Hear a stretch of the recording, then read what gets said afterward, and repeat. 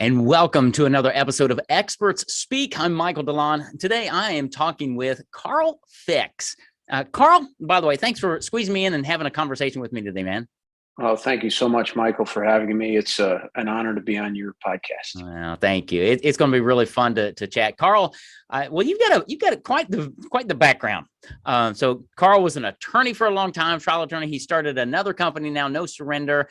He's an athlete. He's a biker. He's an endurance athlete. I mean, there's just so much there. When I first went to your website, I'm like, wow. So, Carl, tell us a little bit about you and the journey that you've had to get you to where you are today, and then we'll start unpacking and helping our audience a little bit. Sure. So I started practicing law in 1988. I was a 24, 25-year-old kid. I got into trial work, which I really enjoyed for a number of reasons. One, it most closely replicated a lot of sports and athletic activities I did as a kid. Trial work is an endurance sport, and it's a lot of mental gymnastics. So I did that for 25 years. And I professed, this may sound pithy, but I professed as a young guy to practice law so long as I enjoyed it. After about 25, the bloom came off the rose. I moved into the nonprofit world, and I ran a foundation for a few years. Okay. And did what I could do there. And I returned to the practice of law in 2017. And I did that for another 4. And I pivoted out in May of 2021, founding my own company, No Surrender, which is a fitness wellness-based company. And I'm sharing best practices that work for me as a busy trial lawyer, embedding fitness in my daily and weekly routine. All right. So there you go. Therein lies the key of the rest of the conversation, because you just hit the bane of my existence, buddy. I am not one of these guys who love exercise. I do exercise. I'm trying to be disciplined and do a little bit every day. But Carl, it's hard for me. And I want to help you. I want you to unpack for me and my audience. Let's talk about the benefits of exercise, not just for the physical nature, but the mental, emotional aspect. And how does that play into business and helping us keep our business fit, right? Yeah. So I will, in all candor, when I started practicing law, my first 5 years were all in 60, 70, 80 hours. I just wanted to be the best lawyer that I could be. And the path forward for that was to dive in head first and just grind and grind and grind. And I did that at the expense of my body. And I realized after about 5 years, it was not sustainable. And I decided to get back in the game. And the ironic thing is, Michael, everybody talks about protecting your assets, your physical assets. But you as a human and as a wage earner, you're the asset. You're out there doing what you're doing and what you need to do. And you don't necessarily protect yourself. And I was the guy, I saved up. After about 3 years, I bought my first new car after practicing law for 3 years. And I was the guy cleaning the car with my rims with a toothbrush. I was waxing it, polishing it, vacuuming it, oil changes, taking much better care of that car than myself. And I said, whoa, this is kind of silly. When you come out of law school or graduate school or college or just get out into the world, people want to sell you disability insurance. They want to sell you life insurance. You need to protect this. You need to look after your family. Well, what about yourself? Because if you don't show up, there are a lot of dominoes that fall. That's right. Yeah. And showing up is it's more than just being able to do the work. Right. It really, what I find is when I exercise and endorphins and all those things fire off, it helps me think more clearly and process life. So I live with, less stress. Really. Have you found, is that what you found? Without a doubt. I show up as a better person when I work out. We're in service. If you think about it, Michael, we're in service to others. And if you think about the kind of the wheel, we may have partners, domestic or otherwise. We may have spouses, children, communities, whether it's a faith community or a philanthropic community. We have colleagues, clients, customers, partners. All of these communities are on the wheel to whom we are in service. And if we don't show up, then again, there are dominoes that fall. But again, working out, I find, allows me to show up and be much more present. I do it early in the morning. I get my brain dump, and then I'm good to go for the day. Yeah. And I'm ready to handle whatever comes at me. Yeah. So let's talk about that routine, because I think at least for me, I tend to be a creature of habit, and so I've had to try to build some habits. So like me, I get up in the morning, exercise is like the first thing I do to get going. But talk to busy entrepreneurs, busy attorneys, financial advisors. How do you weave that into your day? Because I've got so much going on. What are some tips you can give some people to start moving in that direction? First is schedule it. We're good schedulers, so just put it on your calendar. Hold space for it.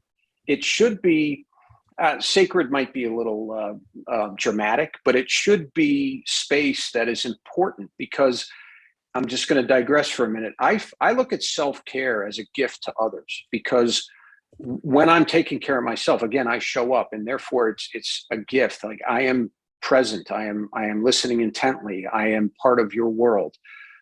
So scheduling is a big deal. Also, you can do things with friends. You can add these accountability things in. If I'm going to meet you, Michael, for a walk at the high school track at 5:30 in the morning, at 5, when the alarm goes off, I may not want to get out of bed, but I know I'm meeting you, and I don't want to let you down. So therefore, I will be there, and you will be there, and we will take our walk, and it's done. I also like to do it in the morning, because then I own it.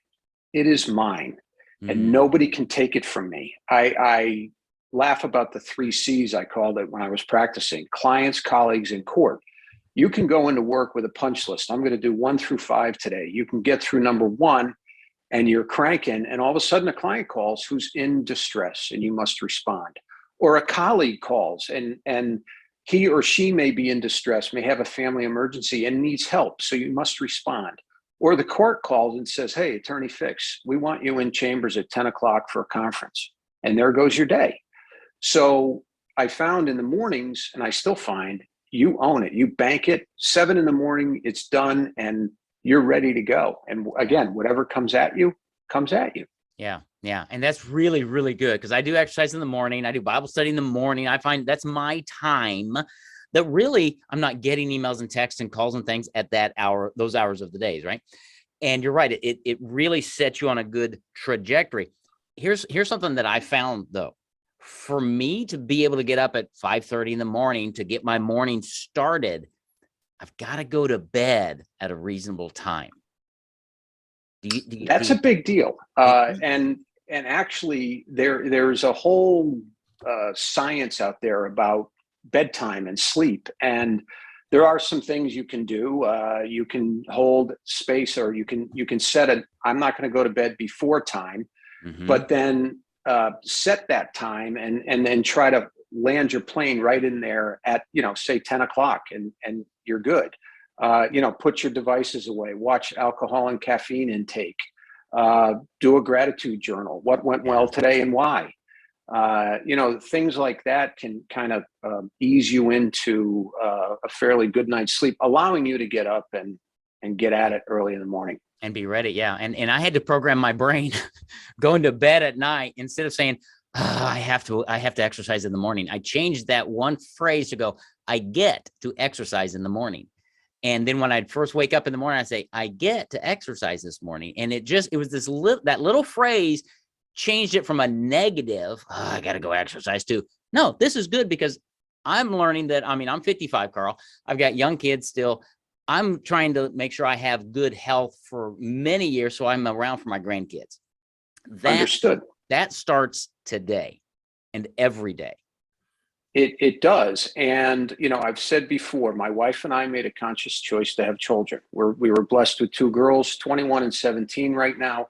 I want to see them live long and prosper. I want to see them be contributing members of society, because that makes me proud. And I do not want to check out early. And, I get to do this. It is a blessing. I had a cousin. She had cerebral palsy. She's since passed. Quite an inspiration to me. I never remember her not being in a wheelchair. And she used to say to me, Carl, I just wish I could run. I've heard that more than once from her. And every road race, every bike ride of mine, I often think of her, that I am lucky to be able to do this. Yeah. I saw some friends at a 5-kilometer race a couple of weeks ago, little 3-mile race. And I said, we are lucky to be here. It was a beautiful morning and we're lucky to be able to do this. That's right. Counting your blessings. That's a great mindset that starts, that puts everything on the right perspective.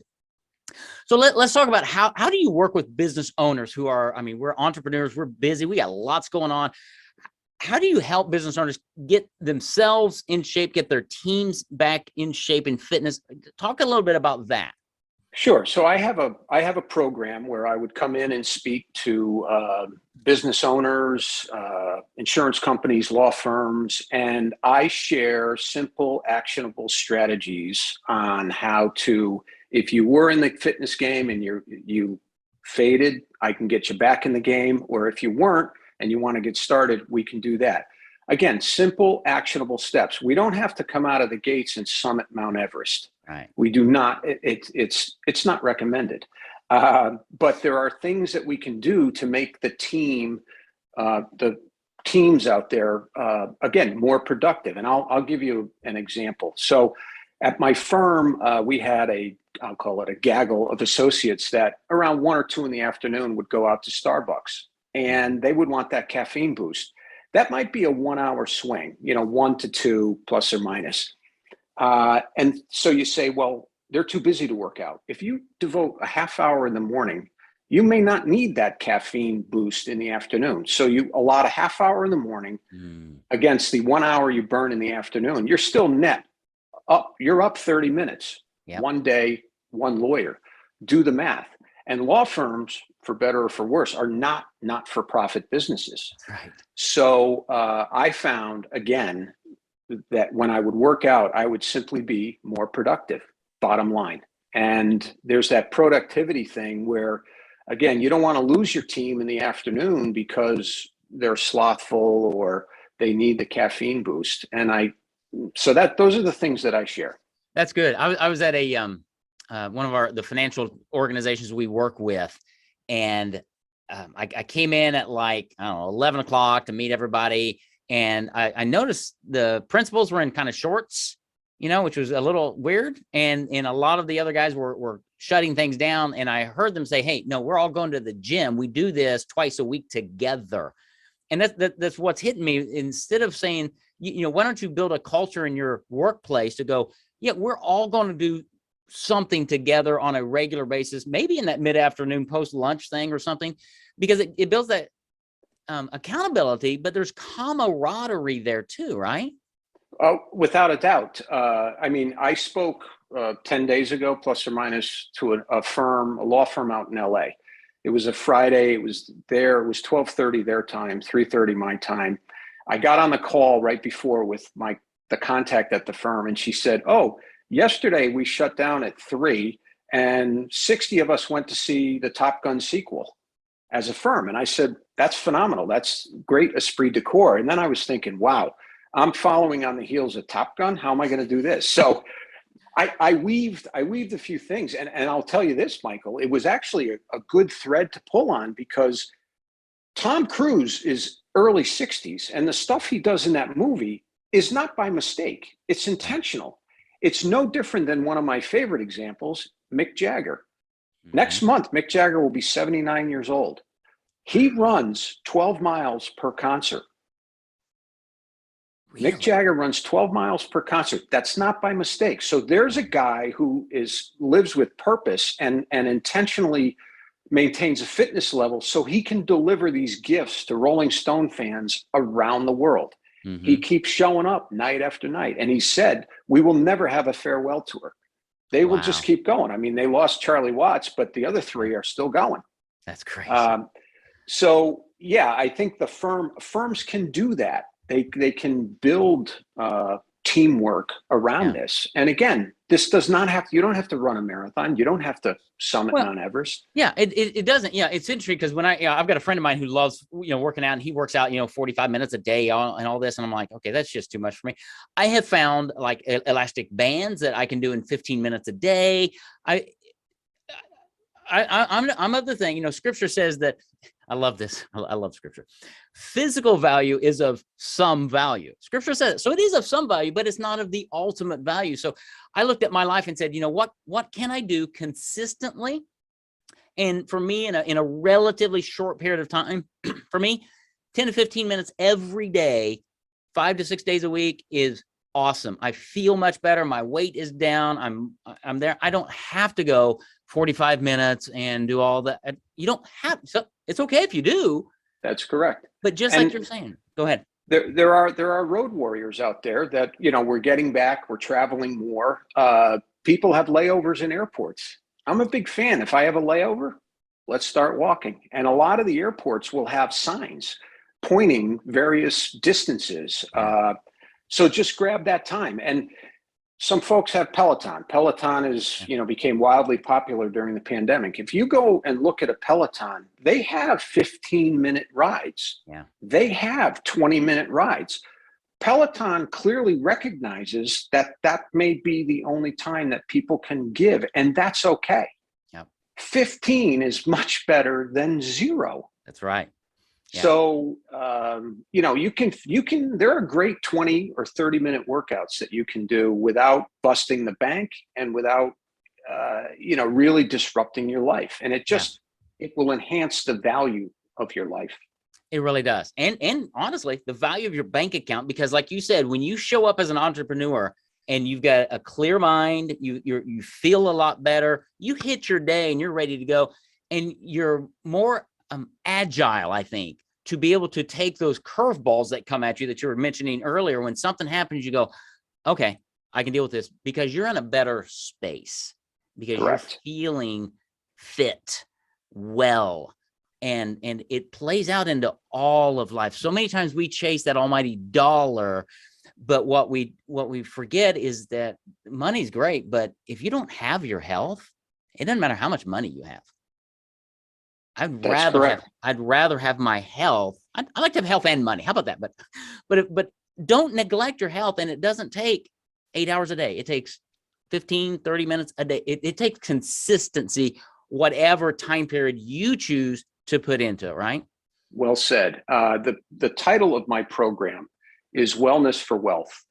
And the wealth that I reference in the title is really physical, spiritual, and emotional wealth. Do those lead to bank account wealth? I say yes. It has for me. Yeah. Again, it's allowed me to show up stronger. And I've always joked that sometimes lawyers are just well-dressed firefighters. We're just running from fire to fire. And I was able to run from fire to fire in more quickly because of the workout. I mean, I'll share another anecdote. I had a trial in 2012 for a barge accident on the Hudson River in New York that occurred in 2004. That was 8 years, Michael. If that's not an endurance event, then nothing is. We fought over that case, or in that case, for 8 years. That takes some wherewithal. And if you're on trial, you might be putting in 60, 70 hours a week. And by the way, you have this other thing called life that you need to attend to. Your responsibilities outside the office, your commitments. Yes. And I think in order to honor your commitments, you need to be vertical. You need to show up. Absolutely. So real quick, as we kind of start landing this plane, No Surrender is the company, the name of your company. What do you do? Who do you serve? How can somebody get a hold of you? So No Surrender is the name of my company. My website is carlficks.com. I do speaking. I do one-on-one coaching. If somebody wants to get back in the game, I know you've said, and I just jotted it down, where you are, where you want to go, and what's standing in the way. I like that. And that's what I'll say to you. Where are you right now? Where do you want to go? And what's standing in your way? Because a lot of folks, I'm 58. You said you're 55. A lot of folks our age say, well, that ship has sailed. No. That ship has not sailed. You can always get back into it. So I'll do one-on-one coaching, and I'll do one-to-many training. And I write, and I write in this space as well. So again, it's carlficks.com. That's my website, and carl@carlfix.com is my email. Beautiful. And that's where I am. That's good. Well, and I'm going to have all those in the show notes, a link to LinkedIn with you. You've got a free offer as well that I'm going to have in the show notes to, it's called 10 Steps to Getting Back in the Game, right? Right. It's carlfix.com/free. And these are, again, 10 steps that I think I would invite your audience to be curious about. These are steps that have worked for me. Mm-hmm. If you, again, were out of the game, which I was, and to get back into the game. And again, I was a youth athlete. I played high school sports. I played college sports, and then it fell off a cliff. I decided to run a marathon to get back in the game. And when I started to get back in the game, Michael, I could not run a single mile. Wow. And that was very dispiriting for about 4 minutes. I had my little pity party, and then I said, okay, you got to cowboy up here, brother. That's right. And I just kept, it sounds, again, pithy, one foot in front of the other. My training program for that race was 26 weeks. It was a half a year. Wow. I didn't know how to do it. I bought a book, I read it, I followed it, and bingo, I made it happen. But when I decided to do that, could not run a single mile. And that was, again, dispiriting. But so these steps are just things that have worked for me. It's you could file it under the hard-won wisdom category. Right. Yeah. Well, that's good. So pick that up. It's carlfix.com/free for that download. And then just on your website, you've got all kinds of blog articles and things. But let me encourage you to reach out to Carl, email him, call him, whatever, because this is an area of life and business, Carl, you know it as well as I do, that we just tend to neglect. It's too easy just to hit the snooze, sleep in, and say, I'll do it tomorrow. And pretty soon it's 3 weeks from now and I haven't done anything. But having a coach, having somebody to hold you accountable, having somebody just to guide you down the pathway. Say, yeah, here's some simple steps. It's helpful. I mean, I've had coaches over my career. When I was doing heavy duty marathoning, my nutrition was off. I reached out to a nutritionist. She helped me greatly.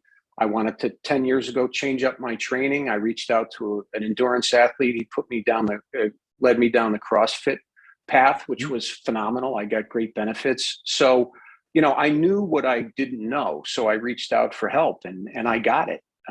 And again, this can be intimidating. I mentioned the 5K. A lot of 5K road races are community events. They're fundraisers for charity.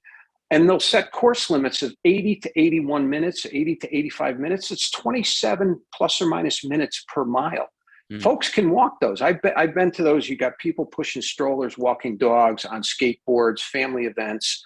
But there's great camaraderie. There's great energy. It's palpable. And it need not be intimidating. You're not going to be an Olympic runner, but you're going to be part of a community that's very welcoming. That's right. Yeah. And that community, the running community is very big, with all the stickers on the back of the car, 5K, 10K, 20K. My favorite one is the 0.0K, but that's just because I'm not a runner. No, I do like that. And I've seen the 0.0, and then under it says, I do not run. that one's always made me laugh. I love that. Yeah, I'll walk those things and everything, but exercise needs to be a personal thing that you own, that you enjoy, because that's how you keep it going. But it really does help you get fitness back into your life, get wellness back in your life in lots of areas, and that's going to really help your entrepreneurial journey. It'll help you show up well. It bears fruit, Michael. It bears fruit for me every day. Yeah, it does. So let me encourage you to reach out, carlfix.com, search his site, reach out to him, email, have a conversation. He can really help you in lots of ways to get your business and your life back into shape with some good fitness. So Carl, thank you. It has been really fun to chat with you again. Well, thank you so much, Michael. It's been a pleasure to have this chat with you today. Thanks, buddy. Have a great day. Likewise.